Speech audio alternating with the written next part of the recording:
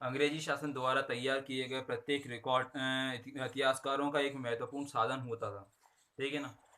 अब उनका ये भी मानना था कि कोई भी चीज़ हो, चाहे वो किसी भी तरह का फैसला हो या कोई भी जानकारी हो, चाहे उनकी कोई नीति क्यों ना हो, हर चीज़ को लिखना बहुत ज़रूरी होता था। अब लिखने के होता क्या है कि है ना, उनका ये मानना था कि जो चीज़ें ये लिख लेते हैं, लिखने के बाद उस पर वाद विवाद करना, ठीक है, यानी कि बातचीत करना, और इसी के साथ साथ कई सारी चीज़ें, यानी कि लिख कर उनके रिकॉर्ड को रखा जाए, जिससे है ना आगे वाली चीज़ों को, आने वाली चीज़ों को है ना आसानी से समझा जा सके कि पहले क्या था, अब क्या हो रहा है। ठीक है ना। ताकि जो चेंजेस आ रहे हैं, बदलाव आ रहे हैं, उन बदलावों को एक तरीके से संजो कर रखा जा सकता है। ठीक है ना। तो इतिहासकारों के लिए सरकारी रिकॉर्ड बहुत ही ज़्यादा इम्पोर्टेंट थे।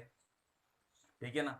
इसी के साथ अंग्रेजों को ये भी लगता था कि जिनके ये तमाम दस्तावेज वगैरह हो रहे हैं, यानी पत्र हो रहे हैं, इन्हें संभाल कर रखना बहुत ज़रूरी है, क्योंकि है ना कोई भी पेज होता है उसका एक टाइम पीरियड होता है। उस टाइम पीरियड के बाद वो पेज ख़राब होना शुरू हो जाता है। किसी भी चीज़ का अगर अपन इस्तेमाल किए जाए तो सबसे पहले आजकल जो पेज आ रहे हैं वो ज़्यादा से ज़्यादा, तो मैं पेज बाहर रख दो मौसम मौसम में, वो तुरंत 2-3 दिन में ख़राब हो जाते हैं। ठीक है ना, स्याही का भी पता नहीं चलता। लेकिन जो पहले के तामपत्र और पांडुलिपियाँ जो हुआ करती थी, तो उन पांडुलिपियों में है ना कोई भी जितना भी ज्ञान वो लोग रखते थे, वो सारा के सारा ज्ञान है ना कई सालों तक रखा रहता था, कोई दिक्कत नहीं आती थी वहाँ पर। ठीक है ना। तो क्या था, लेकिन उसका भी कोई ना कोई एक्सपायरी डेट तो होती ही है, हर एक चीज़ की एक्सपायरी डेट होती है, इंसानों की भी होती है, साथ में चीज़ों की भी होती है। तो उसी के साथ है ना जो एक्सपायरी डेट होती है, तो उनकी एक्सपायरी डेट कुछ साल यानी कि लगभग 100 साल 200 साल ऐसे होती थी। लेकिन होती तो थी। तो सरकार उन्होंने क्या किया कि रिकॉर्ड को रखना तो ज़रूरी है, ताकि कभी फ्यूचर में चल के कोई बात हो जाती है तो रिकॉर्ड तो रहेगा अपने पास। ठीक है ना। तो उसके लिए उन्होंने क्या किया, रिकॉर्ड रूम बनवा दिए। तो और उन रिकॉर्ड रूम में एक अभिलेखागार होता थे, जहाँ पे उनका काम होता था लिखते रहना। ठीक है ना। जैसे एक लाइब्रेरी में एक लाइब्रेरियन होता है, जिसे हर एक किताब की जानकारी होती है, लाइब्रेरी में कौन सी किताब है, कौन सी नहीं है, किस चीज़ की कमी है, और हर एक किताब के बारे में वो लिखता रहता था, उसे हर एक किताब की जानकारी होती थी। तो वैसे ही अभी एक अभिलेखागार होते हैं, उनका काम होता है कि जैसे ही कोई दस्तावेज आता है, तो उसकी है ना चीज़ें ख़राब ना हो जाएं, तो उसे संभाल कर रखना पहली बात। ठीक है ना। और देखना कि कोई चीज़ अगर ख़राब हो रही है तो उसे तुरंत दूसरी तरीके से तैयार कर देना। तो लेकिन क्या था कि है ना 19वीं सदी में ये चीज़ें दोबारा से, मतलब एक छपाई मशीन आने लगी। उसमें क्या करने लगे कि है ना एक प्रतिलिपि की बहुत सारी है ना कॉपियाँ बनाने लगे।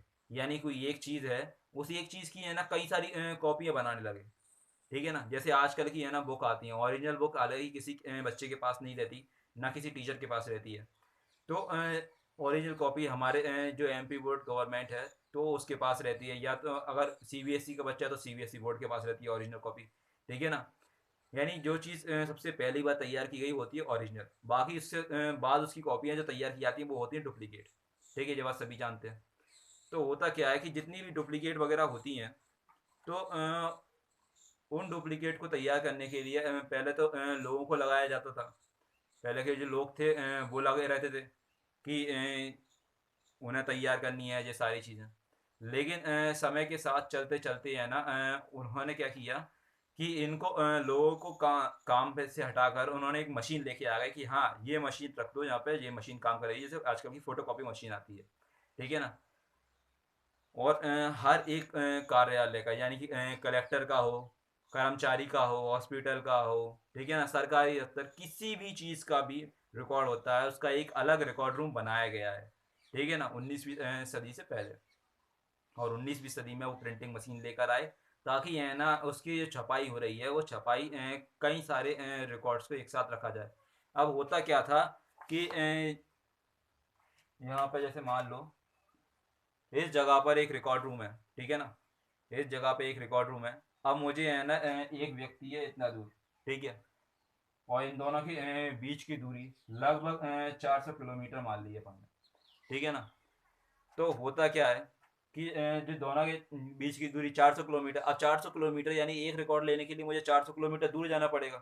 तो उन्होंने 19वीं सदी में क्या किया था कि इस रिकॉर्ड रूम में जितनी भी जानकारी, इंपॉर्टेंट जानकारी जो होती है, वो हर एक रिकॉर्ड रूम में रखी गई। यानी कि इसके रिकॉर्ड रूम में भी रख दी, साथ में है ना कलेक्टर के रिकॉर्ड रूम में रख दी, कर्मचारी के रिकॉर्ड रूम में रख दी, ठीक है ना।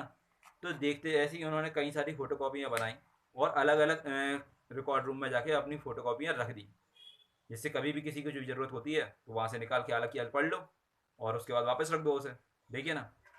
और अगर नष्ट होने वाली है तो उसे तुरंत हाल की हाल रिसाइकल करके दोबारा से तैयार किया जाता है, कोई दिक्कत नहीं है इसमें, ठीक है ना।